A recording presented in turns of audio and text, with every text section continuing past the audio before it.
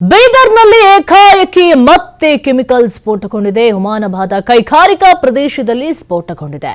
Waste ಕೆಮಿಕಲ್ನಿಂದ ಏಕಾಏಕಿಯಾಗಿ ಈ ಬೆಂಕಿಯ ಅವಘಡ ನಡೆದಿದೆ.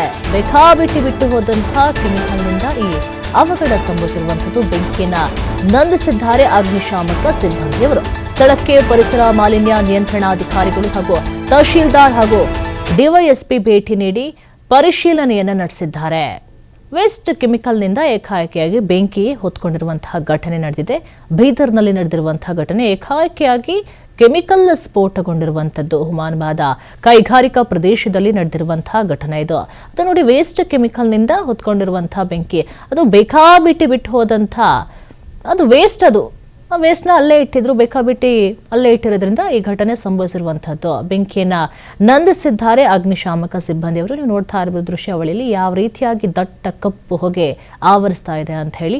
ಹುಮಾನಾಬಾದ ಕೈಗಾರಿಕಾ ಪ್ರದೇಶದಲ್ಲಿ ಸ್ಫೋಟಗೊಂಡಿದೆ. ಅದು ವೇಸ್ಟ್ ಕೆಮಿಕಲ್ ಆಗಿತ್ತು, ಅದನ್ನು ಒಂದು ಸಂಸ್ಕರಣ ಕೂಡ ಮಾಡಿರಲಿಲ್ಲ. ಹಾಗಾಗಿ ಅಲ್ಲೇ ಇಟ್ಟಿದ್ರು, ಅದು ಈ ರೀತಿಯಾಗಿ ಬೆಂಕಿ ಹೊತ್ಕೊಂಡು ಉರಿಯುವಂತೆ ಮಾಡಿದೆ. ಬೆಂಕಿಯನ್ನು ಆರಿಸಿದ್ದಾರೆ. ಇದು ಏಕಾಏಕಿಯಾಗಿ ನಡೆದಿರುವಂತಹ ಘಟನೆ. ಇದು ಏಕಾಏಕಿಯಾಗಿ ಕೆಮಿಕಲ್ ಸ್ಫೋಟಗೊಂಡಿರುವಂಥದ್ದು.